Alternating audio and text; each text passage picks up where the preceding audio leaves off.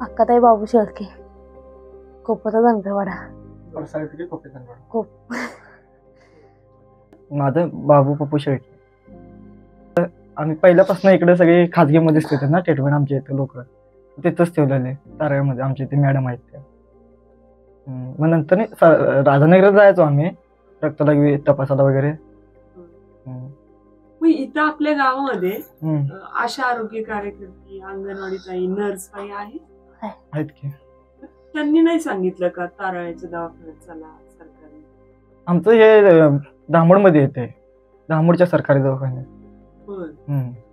तिकडे जायला की नाही एसटी वगैरे नाही आम्हाला, टू व्हीलर वरनं जायला लागते. मग त्याच्यापेक्षा इथं जातो खाजगीमध्ये, नाही तर राधानगरी.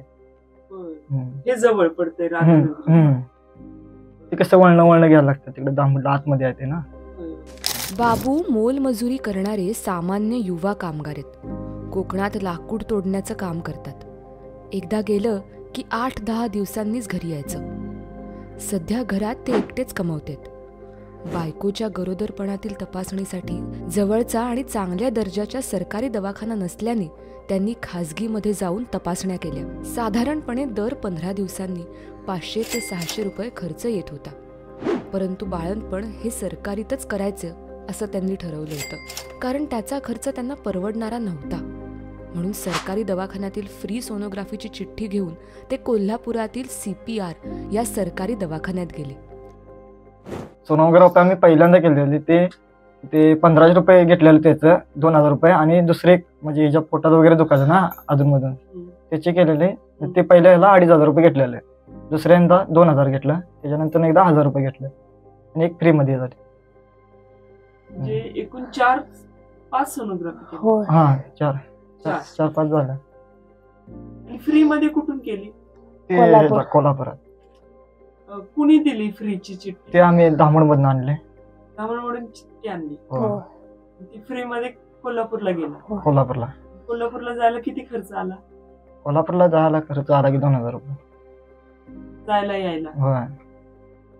फ्री करून आला तिथे. किती महिन्यात? 9व्या महिन्यात. सरकारी दवाखान्यातून फ्री सोनोग्राफी करण्यासाठी राधानगरीच्या खोपे गावातून 50 किलोमीटर लांब खाजगी गाडी करून कोल्हापूरला जिल्ह्याच्या ठिकाणी जावं लागलं. यासाठी 2000 रुपये गाडी खर्च द्यावा लागला. म्हणजे फ्री सोनोग्राफी त्यांना 2000 पडली. धनगरवाड्यातील हे तरुण कुटुंब. धनगर समाज आधी भटकंती करत. आता आजीच्या पिढीपासून खोपेच्या धनगरवाड्यावरच ते राहतात. हा दुर्गम भाग. सार्वजनिक खाजगी कोणत्याही प्रकारची वाहन व्यवस्था नाही. खानदानी व्यवसायाप्रमाणे त्यांच्याकडे मेंढर नाहीत. ते पारंपरिक वन उत्पादने गोळा करणे व विकण्याचा व्यवसाय करतात. मोलमजुरी करतात. दररोज 250 ते 300 रुपयेच कमाई होते. पावसाळ्यात 4 महिने रोजगारही मिळत नाही आणि वन उत्पादनही मिळत नाही. अत्यंत दुर्बल आर्थिक परिस्थितीत राहणाऱ्या कष्टकरी वर्गाला किमान आरोग्य सेवेसाठी एवढा पदर खर्च का करावा लागतो?